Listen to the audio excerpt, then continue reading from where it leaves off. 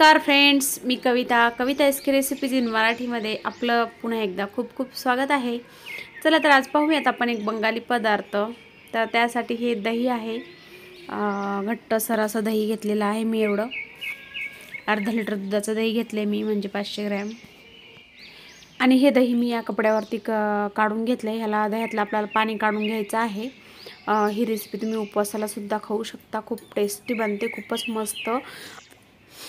तर ह्याच्या दह्यातलं पूर्ण पाणी काढून हाताने सुद्धा थोडंसं दाबून ह्याचं पाणी काढून घेऊ शकता, किंवा 10-15 मिनिटे असंच लटकून ठेवा, म्हणजे पाणी पूर्ण गळून जाईल। आणि हे पाणी मी पूर्ण काढून घेतलेलं आहे।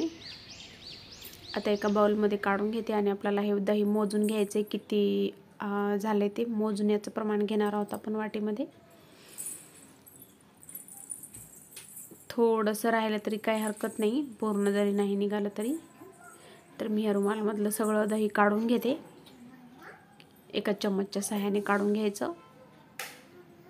हे बघा काढून घेतलंय आणि वाटीमध्ये मोजून घेते। आता हे एक वाटी भरलेली आहे, म्हणजे आपल्याला याच्यामध्ये गूळ घालायचा आहे। तर गूळ अर्धी वाटी घ्यायचा आहे। दही जर एक वाटी झालं तर गूळ अर्धी वाटी घ्यायचा आहे।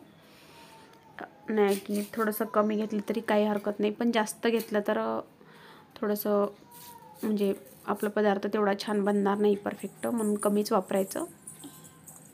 हे दह्याला थोडंसं मी फेटून घेते।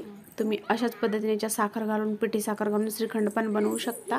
श्रीखंडची रेसिपी आहे आपल्या चॅनलवरती, जाऊन तुम्ही नक्की पहा, व्हिडिओमध्ये जाऊन। तुम्ही चॅनलला सबस्क्राईब केलं असेल तर प्लीज फ्रेंड चॅनलला सबस्क्राईब करा।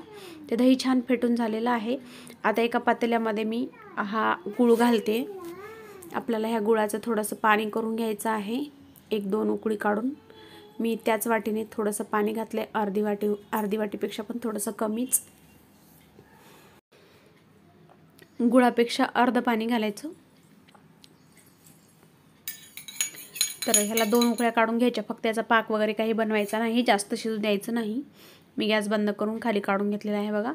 हे थंड झाल्यावरती, थोडंसं थंड झाल्यावर हे दूध पावडर आहे, 10 वाले पॉकेट आहे छोटे दूध पावडरचे। तर हे 2 दूध पावडर मी वापरत आहे, 2 दूध पावडरचे पॉकेट ह्याच्यामध्ये टाकून घेते आणि ह्याला आपल्याला छान असं मिक्स करून घ्यायचं आहे।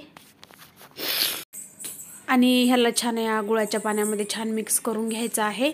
आणि ही एक महत्त्वाची टिप्स लक्षात ठेवा, तुम्ही हा पदार्थ बनवताना गुळाचा जास्त पाक होऊ देऊ नका, फक्त त्याला एक उकळी काढून पाणी बनवा आणि बारीक गॅसवरती ह्याला थोडंसं फक्त 1 किंवा 2 मिनिटे ह्याला शिजवा, म्हणजे थोडंसं दाटसरपणा येईपर्यंत। खूप घट्ट ह्याला करायचं नाही, गॅस पण फुल करायचा नाही, बारीकच ठेवून ह्याला थोडंसं खालीवरी करत शिजून घ्यायचं आहे।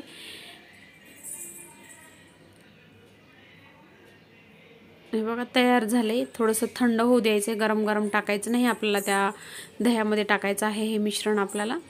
तर ह्याला छान थंड होऊ देते मी, आणि थंड झाल्यावर बघा असं आळून बसलेलं आहे मस्त। आणि हे तर खायला इतकं टेस्टी लागतंय, दूध पावडर गुळामध्ये मिक्स केलं, खूपच चव लागते, मुलं खात होती हाताने घेऊन।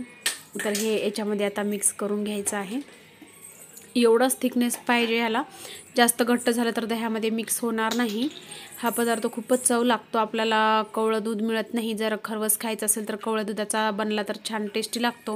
आणि जर खरवस खायची इच्छा झाली तर तुम्ही अशा पद्धतीने मिक्स करून याला खरवस पण बनवू शकता। खरवसासारख्याच वड्या होतात ह्याच्या मस्तपैकी, दह्यापासून केलं तर बिना दुधाचा खरवस म्हणू शकतो आपण ह्याला, किंवा बंगालमध्ये ह्याला मिष्टी दही पण म्हटलं जातं।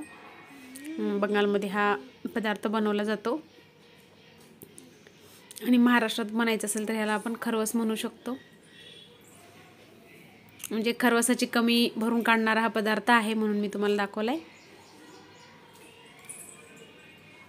तर ह्याला छान मिक्स करून घेतले मी।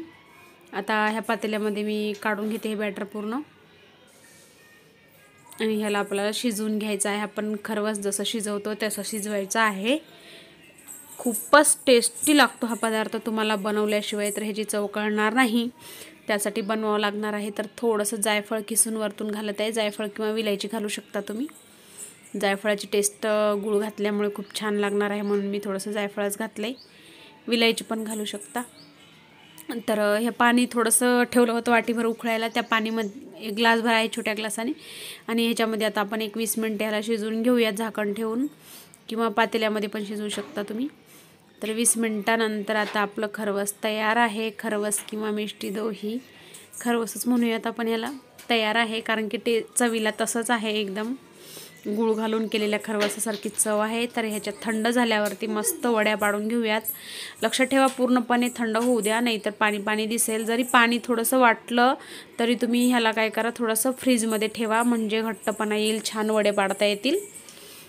बघा मस्त निघून येत आहे, खूपच भन्नाट झालेला आहे चवीला. खाऊन पाहिले मी थोडंसं. नक्कीच तुम्ही ही रेसिपी ट्राय करा फ्रेंड्स आणि कमेंट करायला विसरू नका. चॅनलला सबस्क्राईब केलं नसेल तर प्लीज फ्रेंड चॅनलला सबस्क्राईब करून बेल आयकॉनला क्लिक करा ऑल नोटिफिकेशनवरती, म्हणजे माझ्या कुठल्याच रेसिपी तुम्ही मिस करणार नाहीत. मी खूप सोप्या पद्धतीने रेसिपी तुम्हाला सांगत असते. कशा वाटतायत ते नक्कीच कमेंट करत जा. बघा किती सुंदर एकदम खरवसासारखीच दिसते की नाही वडी, बघा म्हणून मी याला खरवस म्हणत आहे. खूप छान लागते बघा खायला पण, बघा दिसायला पण खूप सुंदर झाली, सेम टू सेम खरवसासारखी झाली बघा. नक्कीच कमेंट करा ही रेसिपी कशी वाटली ती. व्हिडिओ तुमच्या मित्रमैत्रिणींसोबत शेअर करा. अशा छोट्या छोट्या सुद्धा वड्या पाडून घेऊ शकता फ्रेंड्स. भेटूया पुढच्या भागात, तोपर्यंत बाय.